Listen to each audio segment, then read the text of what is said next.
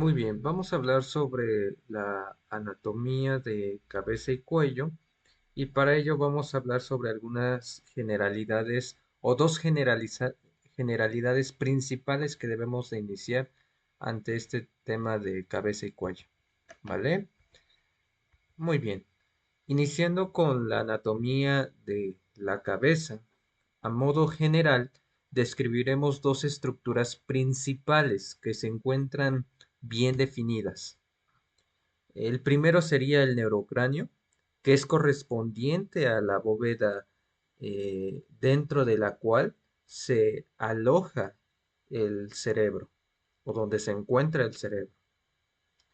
El segundo punto importante es el viscerocráneo, que es correspondiente a los huesos de la cara, ¿vale? Los huesos del cráneo se encuentran unidos entre sí por estructuras a base de tejido conjuntivo conocidas como suturas, que serían estas, las que ven en la imagen, estas suturas. El hueso del neurocráneo, que en la imagen sería de color gris, y el viscerocráneo sería de color naranja. En la parte o en la visión izquierda podemos encontrar que el cráneo forma una cápsula ósea alrededor del encéfalo, de los órganos sensoriales y de las vísceras craneales. El crecimiento del neurocráneo sobre el viscerocráneo es típico de los primates y una consecuencia directa del aumento de crecimiento encefálico. Ahora bien, su función. Con esto constituye la principal función del cráneo, que es alojar y proteger los órganos que forman parte del sistema nervioso, ¿vale? Su función principal es alojar y proteger los órganos que conforman parte del sistema nervioso, el sistema visual, el olfatorio y el auditivo. Entonces, esas son las funciones de protección o más bien los sistemas principales a los cuales toda esta parte de la estructura principal del cráneo, de los huesos del cráneo, su función principal es proteger estos sistemas principales, ¿vale? Muy bien. La cabeza se encuentra constituida por un total de 29 huesos, ¿vale? El cráneo se articula con un total de 8 huesos. Hay, entre estos se encuentran 4 pares, ¿vale? El parietal y temporal. Y en impares podemos encontrar el frontal, occipital, etmoides y esfenoides, ¿vale? Ahora bien, la cara posee 14 huesos. Los pares nasales, maxilares, malares, palatinos, cornetes y lagrimales. Los impares son el vómer y el mandibular. Muy bien. Ahora bien, en este apartado podemos encontrar eh, un ejemplo sobre qué está de frontal, los parietales, que son los, eh, los huesos pares, el occipital, que sería un impar, y temporales, ¿vale? Podemos encontrar aquí o darnos una idea de cuáles son la estructura completa sobre los huesos de la cabeza, ¿vale? Y nos vamos a ir centrando principalmente en uno de cada en una parte de estos huesos principalmente. Nos vamos a ir en hueso parietal, hueso frontal, hueso etmoides, en fin, ¿vale? Para esto vamos a iniciar con los huesos parietales. Recordemos que son pares, es decir, que son dos. Y hay uno de cada lado, es decir, dos del lado derecho y dos del lado izquierdo. Se conforma con un hueso plano con forma cuadrangular y está en las zonas laterales del cráneo. Está unido al hueso frontal en la parte superior, al occipital en la parte eh, posterior y a los temporales hacia ambos lados, ¿vale? En brevedad podemos encontrar tres puntos importantes que forman la mayoría de la bóveda craneal. Segundo punto, que le ofrece inserción al músculo temporal. Y el tercero, el hueso parietal se divide en una cara externa y una cara interna. En la cara interna se reconoce el surco de la arteria meningia media, ¿vale? Muy importante, la cual juega, em, por así decirlo, en las ligas mayores en relación con los hematomas epidurales, ¿vale? Ahora bien, el hueso temporal. El hueso temporal es un hueso par, irregular, situado en la base y las paredes laterales del cráneo. Forma parte de la fosa craneal media y de la pared lateral del cráneo y participa en la articulación temporomandibular. La ATM es uno de los huesos del cráneo más complejos, ya que contienen en su interior el órgano del oído y del equilibrio, además de actuar como acetábulo para la mandíbula. Entonces, el hueso temporal se desarrolla a partir de tres primordios que se funden en un solo hueso en la vida adulta. Se distinguen eh, las porciones de ciertas características que tienen y que estas porciones tienen cierto nombre. Miren, podemos abreviarla en cuatro porciones. La porción escamosa, la porción escamosa es la que se marca en este momento. Aquí, porción escamosa. Esa porción es la más grande, es la más delgada y es la más aplanada y forma la parte anterior y superior del hueso. Sus características relevantes son cuatro. La apófisis cigomática. Se proyecta hacia adelante para unirse al hueso cigomático, formando el arco cigomático, punto de referencia para procedimientos quirúrgicos y la estética facial. El segundo punto es la fosa mandibular o cavidad glenoidea. Es una fosa que actúa como acetábulo de la articulación de la mandíbula, ya que se articula con el cóndilo de la mandíbula para formar la articulación temporomandibular o ATM.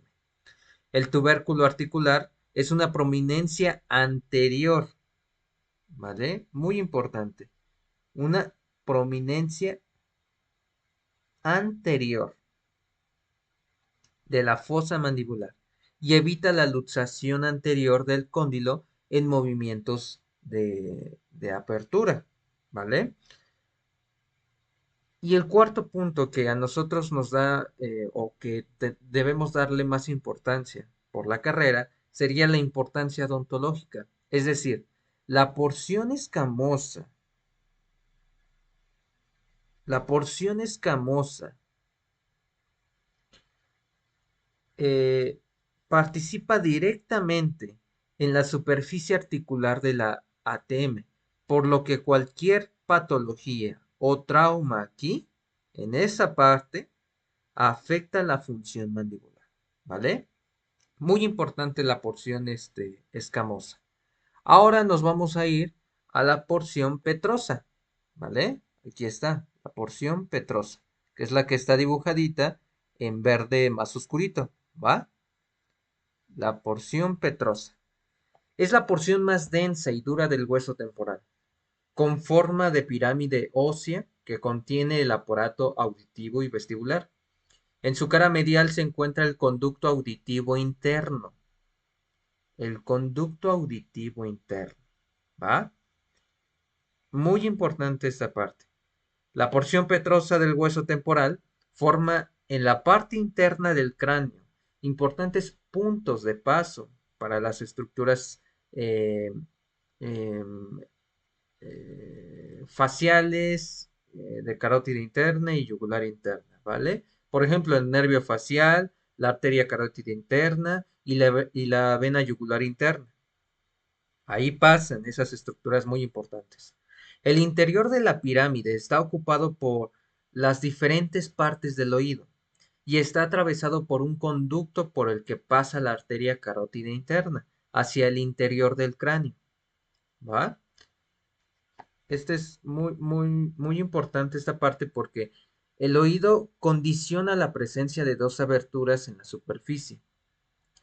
Vamos a hablar de las dos. El primero, el orificio del conducto auditivo externo, abierto hacia el exterior, que se sitúa en la superficie externa del hueso, mientras que en su cara posterior, el orificio auditivo interno, que da paso a un conducto del mismo nombre, por donde atraviesan los nervios vestíbulo coclear y facial. ¿Vale? Muy importante. Ahora, el conducto carotidio tiene un orificio de entrada en la cara inferior de la pirámide, el orificio externo del conducto carotidio y un orificio de salida a nivel del vértice, el orificio interno del conducto carotidio, ¿va? En la parte anterior del conducto carotidio hay pequeños agujeros por donde escapan nervios del plexo carotidio interno. El nervio facial que pasa por aquí puede lesionarse en cirugías parotidia, traumatismos o infecciones, procesos inflamatorios odontogénicos severos, como cuáles.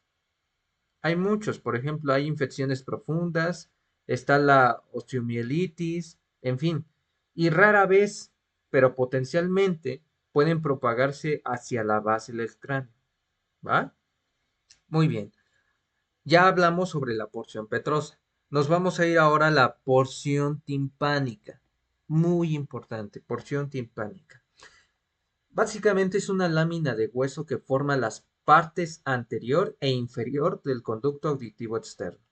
Su proximidad al ATM hace que patologías articulares puedan dar dolor referido al oído. En infecciones odontogénicas profundas, la propagación puede afectar estructuras cercanas al oído externo y medio. Ahora, como cuarto y último, sería la apófisis estiloides. Es una proyección del hueso temporal que da inserción a músculos y ligamentos. Por ejemplo, el estiloideo, el estilofaringio, el estilogloso, el ligamento estiloideo, importantes para movimientos linguales y faringios. ¿Va? Muy bien. Ahora vamos a pasar a otro tipo de huesos de la cabeza.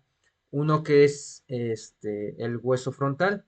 Este se desarrolla a partir de dos huesos, es decir, impar, que se fusionan en la línea media. Se puede distinguir en él un segmento vertical, la escama del frontal, que forma parte de la base ósea anterior de la bóveda craneal, y un segmento horizontal, la porción orbitaria que forma el extremo anterior de la base del cráneo y al mismo tiempo el techo de la órbita. ¿Va?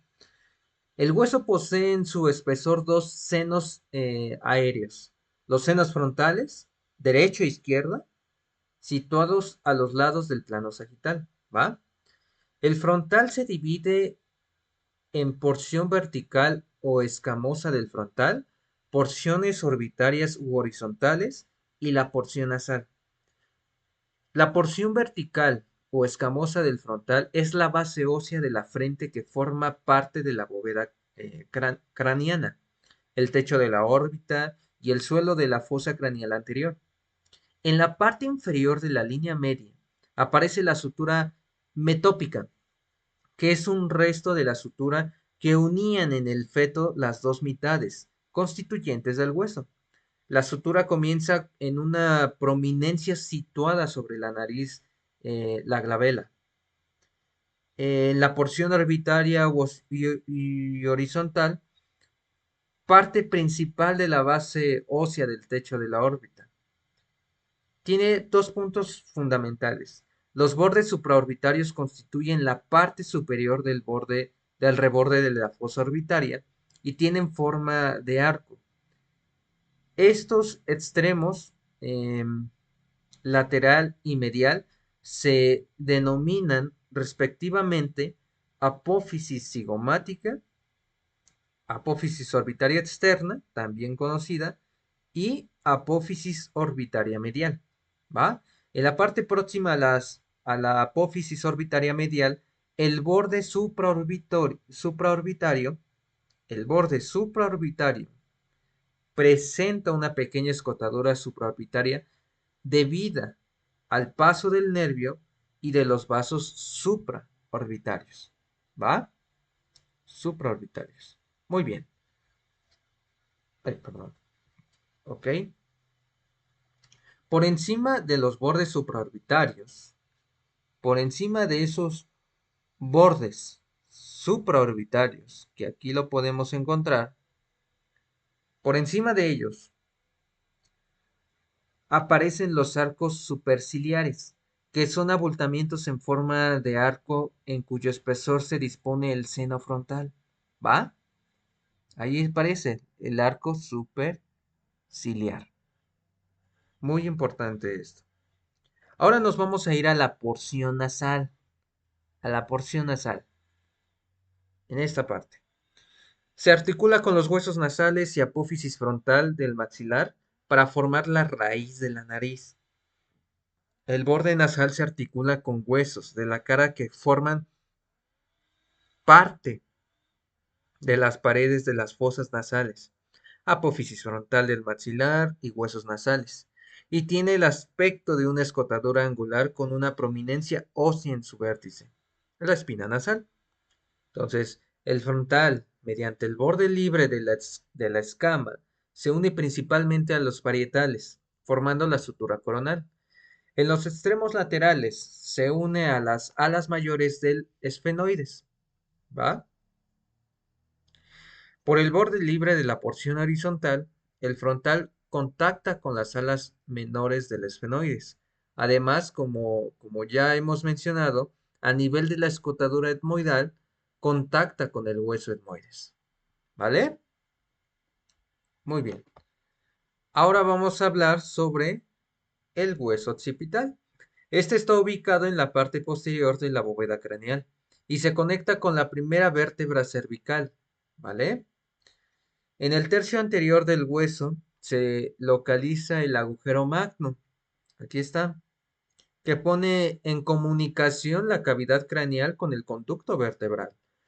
La posición del agujero magno permite dividir el hueso en cuatro porciones: la porción basilar, la porción escamosa y las porciones laterales o condilias. ¿Va? Muy bien. Y hablemos un poquito sobre la porción basilar. La porción basilar. Esta está por delante del agujero, ¿va? Del agujero magno. Se articula con, con la porción petrosa del temporal y el esfenoides.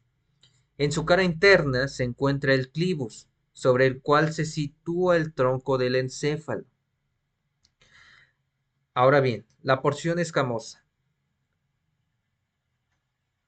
La porción escamosa sería la que está por detrás del agujero magno, ¿va? Por detrás del agujero magno, la porción escamosa. Se articula con los huesos temporal y parietal.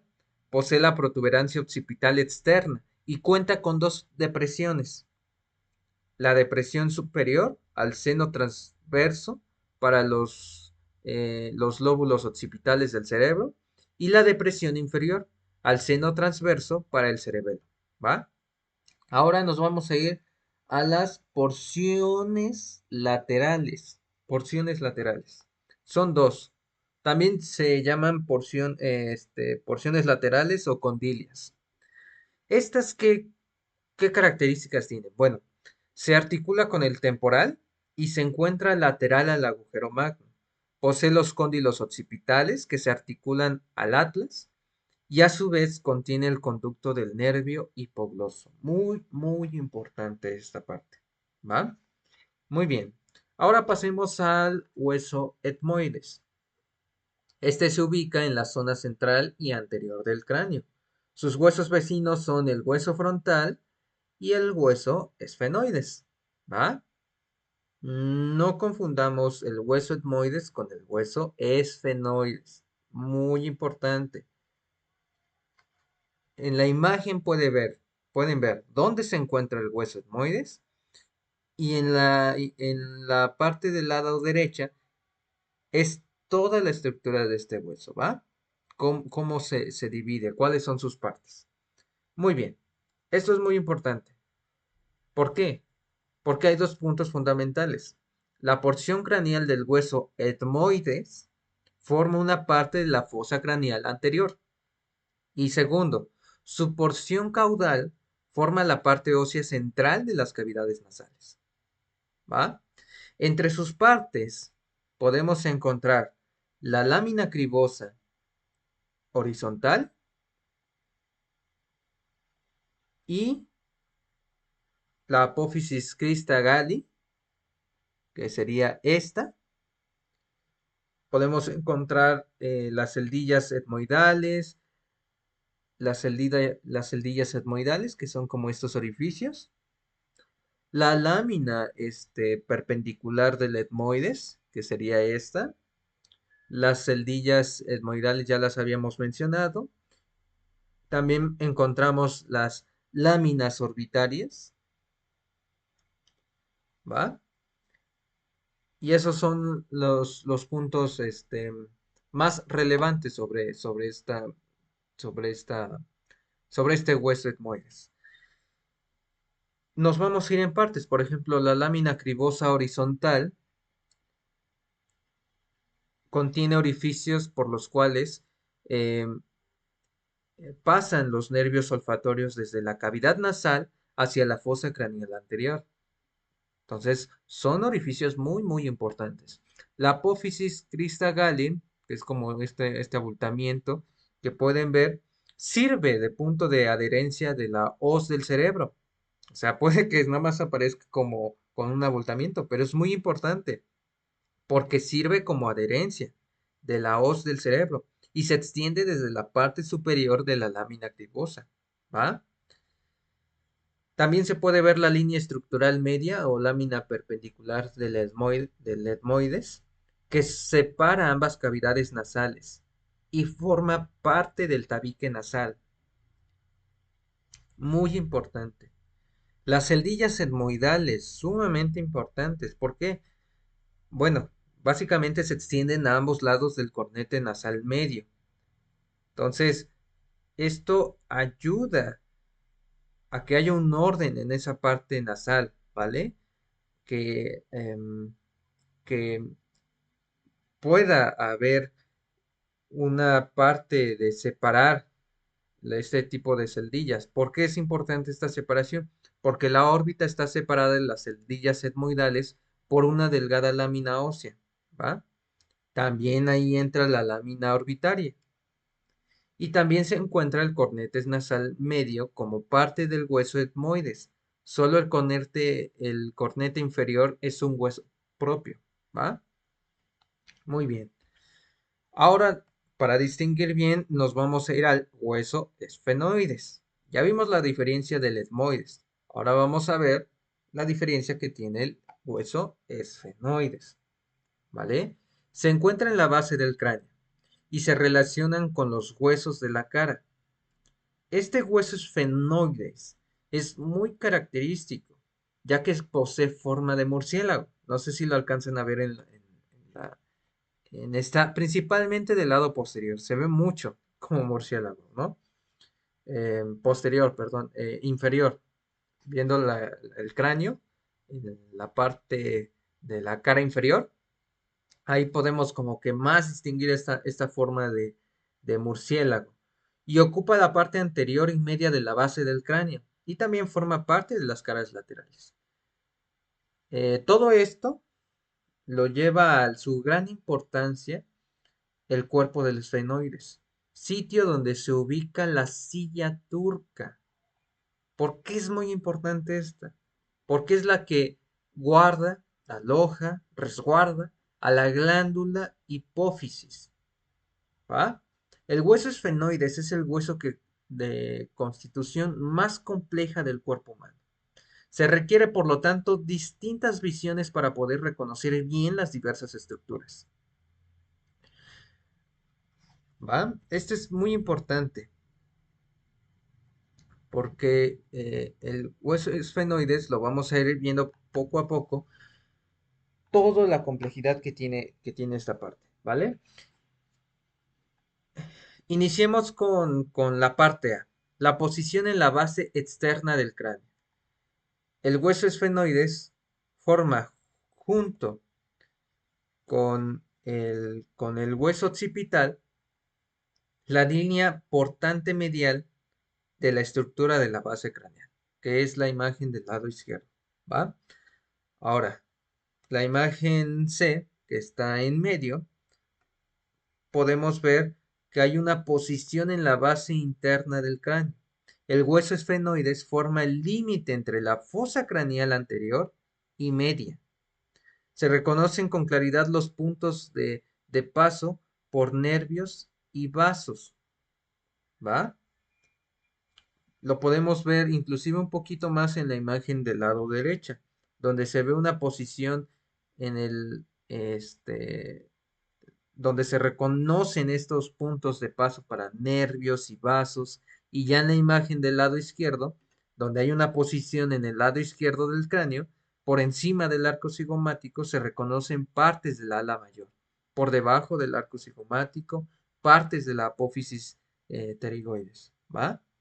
Entonces, muy importante estas estructuras y que este hueso esfenoides se relaciona con hueso frontal, hueso parietal, hueso temporal, hueso occipital, ¿va? Se relaciona con el vomer, perdón, eh, el hueso temporal, creo que ya lo habíamos mencionado, pero en fin, viéndolo de cualquier ángulo, de cualquier cara del cráneo, podemos ver la importancia que tiene. Es como que el centro de todos los demás, ¿va? Muy bien. Ahora, partes. Partes importantes. Ay, perdón. Em, el cuerpo del hueso esfenoides es cúbico central, del que emergen hacia ambos lados dos láminas óseas irregulares, denominadas por su forma y tamaño alas mayores y alas menores. Y hacia abajo, otro par de láminas óseas, a modo de patas, las apófisis pterigoides. Su interior está ocupado por los senos esfenoidales. En su porción posterior aparece como una gran depresión donde se aloja la hipófisis, la fosa hipofisial, silla turca, ¿va? En su parte anterior se presenta una cresta vertical en la línea media, la cresta esfenoidal que se une a la lámina vertical del etmoides. A ambos lados de la cresta están situados los orificios de entrada al seno esfenoidal, abiertos a las fosas nasales, obviamente. Las caras laterales presentan a ambos lados de la fosa hipofisiaria el surco carotidio, cubierta por el surco del seno cavernoso. ¿Va? Muy bien. Am, por ejemplo, vamos a hablar ahorita de las alas menores. Alas menores. Aquí podemos ver el ala mayor, ¿va? Ala mayor, ala mayor. Aquí igual, ala mayor y ala mayor. Pero aquí está como que una pequeña salidita. Esa es la ala menor. Aquí se puede ver más, ¿va? Ala menor. Esa se extiende desde la porción superior del cuerpo y se separa de las alas mayores por la fisura orbitaria superior. Cerca de su origen, un punto óseo une al ala menor con el cuerpo. A los lados del surco prequiasmático es donde se une, ¿va? Entre este punto óseo, el cuerpo esfenoidal y el origen del ala menor, se delimita el conducto óptico. Una importante, una importante comunicación con la órbita por donde pasa el fascículo óptico y la arteria oftálmica. La parte más interna del borde se extiende hacia atrás, formando una prolongación ósea, denominada apófisis clinoides anterior. Muy importante. Ahora bien, nos vamos a ir a la mayor. Se extiende desde la porción lateral y posterior del cuerpo. ¿Va? E inclusive aquí en la imagen se alcanza a ver todo lo que involucra el ala mayor, desde anterior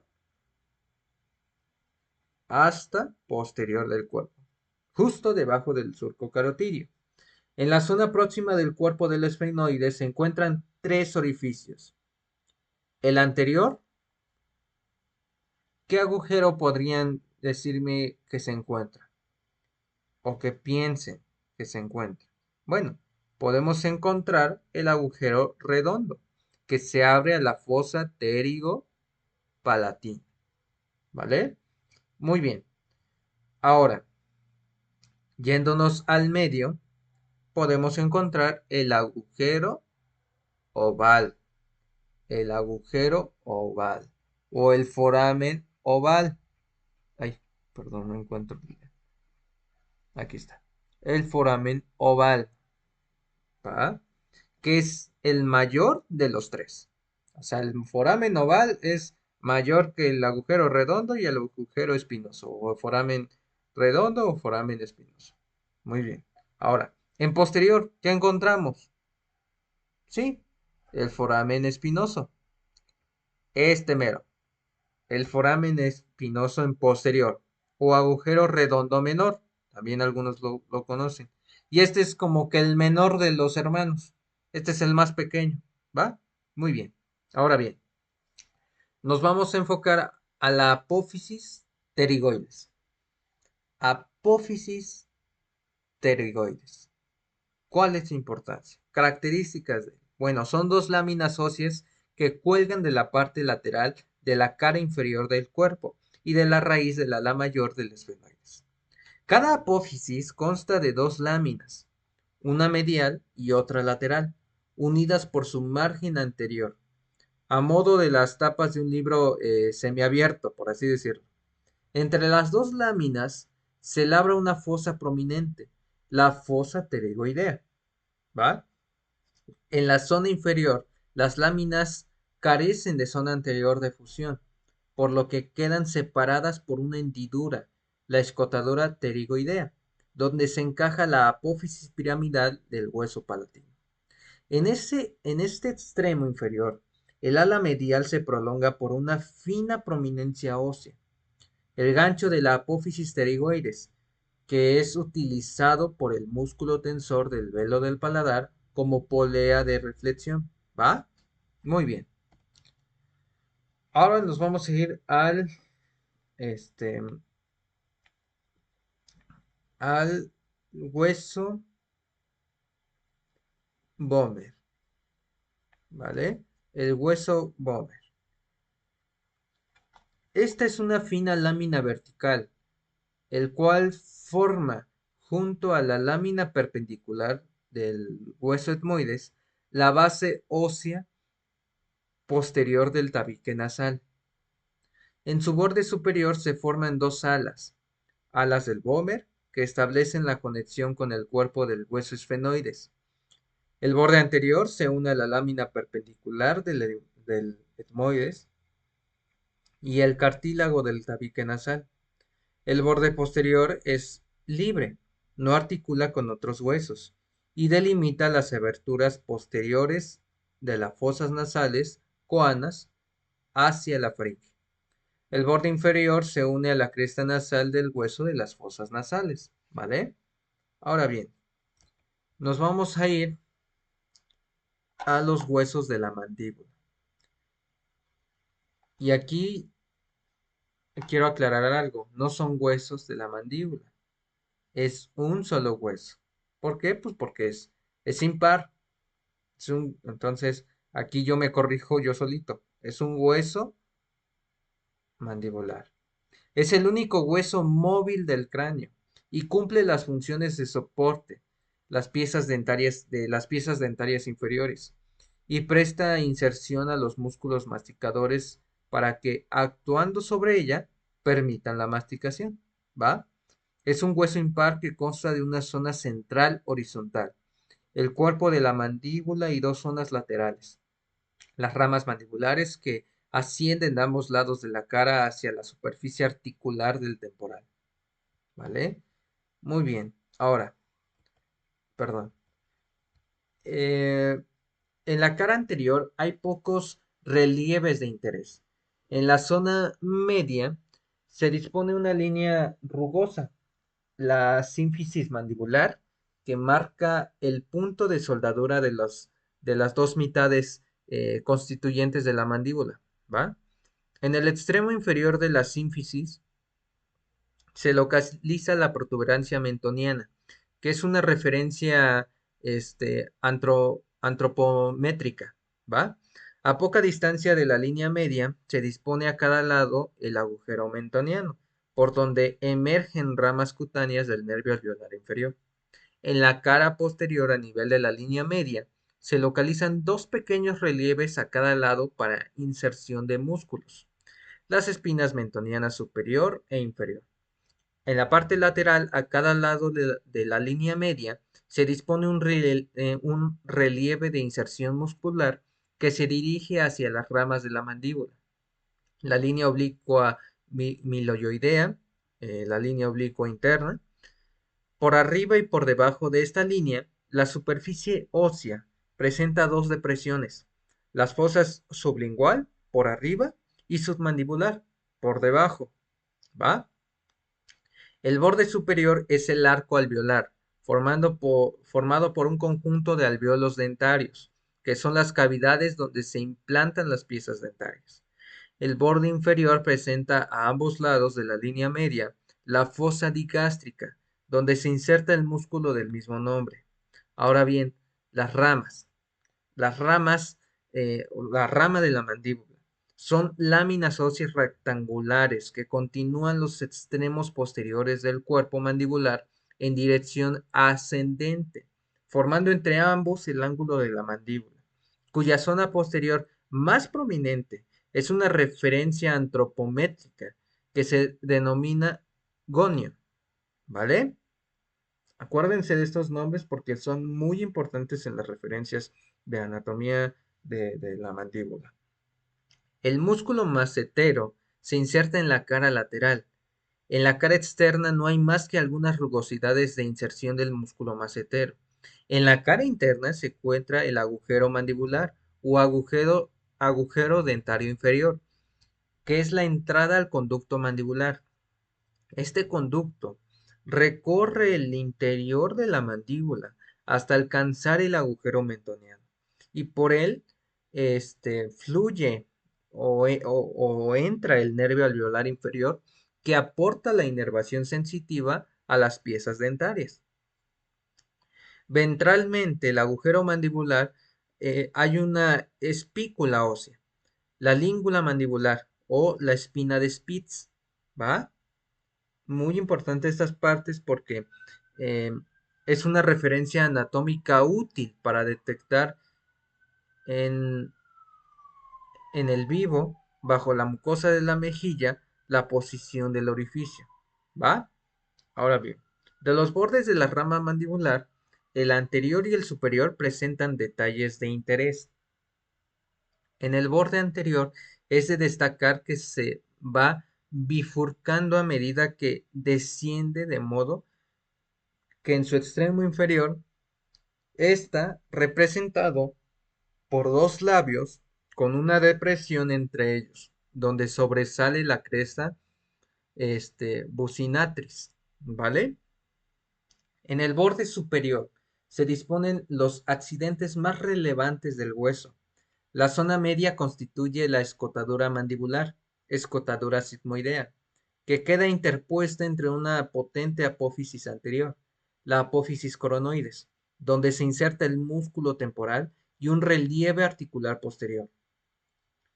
La apófisis condilar, esta última apófisis, consta de un extremo articular engrosado, en forma de almohadilla de eje mayor transversal, la cabeza de la mandíbula, es decir, el cóndilo, que asienta sobre una zona estrecha de unión a la rama mandibular. El cuello de la mandíbula, en la cara anterior del cuello, destaca la fosa pterigoidea de inserción del músculo pterigoideo externo. Muy bien. Entonces, la apófisis coronoides es el músculo temporal, se inserta aquí, ¿va? En la apófisis coronoides. En esta apófisis coronoides, el músculo temporal se inserta aquí, ¿va? Ahora bien, la apófisis condilar, aquí está, se articula con el hueso temporal por la articulación ATM. El músculo pterigoideo lateral se inserta en la fosa pterigoidea, ¿va? El músculo, ¿cuál? Pterigoideo lateral. Muy bien. Ay, caño. El músculo pterigoideo lateral. Ok. Ahora, la apófisis alveolar, muy importante. La apófisis alveolar se extiende desde el cuerpo, que es la parte de la mandíbula que sostiene los dientes mandibulares. Muy importante todas estas características, ¿vale? Muy bien. Ahora bien, nos vamos a ir a otro punto muy importante, que serían los huesos del maxilar o el hueso superior que está, o más bien el hueso que sostiene los dientes superiores, el hueso maxilar, ¿va? Aquí cambia la cosa, porque sí son huesos, y son dos huesos unidos en la línea media, que forman parte del suelo orbitario. Tiene dos láminas, una vertical que forma parte de la porción anterior de la cara y una horizontal que forma parte del paladar óseo. Junto a los huesos palatinos, en la inserción de ambas se encuentran los alvéolos dentarios, lugares donde se encuentran insertados los dientes. En su cara lateral se articula con el hueso cigomático a través de la apófisis cigomática. Es un hueso irregular que ocupa una posición central a cada lado de la cara. Participa en la formación de la pared lateral y del hueso de las fosas nasales y de la pared interna del suelo de la órbita. Además, contribuye en mayor o menor medida a las paredes de otras fosas y cavidades craneales, ¿vale? Por ejemplo, la infratemporal, la pterigopalatina y cavidad bucal. Sus características principales o principalmente son, por un lado, que la zona central es hueca y forma el seno paranasal maxilar, que se abre, que se, mm, que se abre a las fosas nasales. Y por otro lado, que posee un amplio borde alveolar, la apófisis alveolar, donde se implantan las piezas dentarias superiores, ¿vale? Aunque el hueso es muy irregular, se pueden distinguir en él un cuerpo ocupado por el seno maxilar y cuatro voluminosas apófisis, ¿vale? Entonces, contiene el seno maxilar. Da origen a cuatro regiones: órbita, cavidad nasal, fosa infratemporal y la cara. Tiene forma de pirámide truncada, en la que se puede distinguir cuatro caras, una superior, una anterior y otra posterior, que convergen en un vértice truncado, y una medial que corresponde a la base de la pirámide, ¿vale? Muy bien.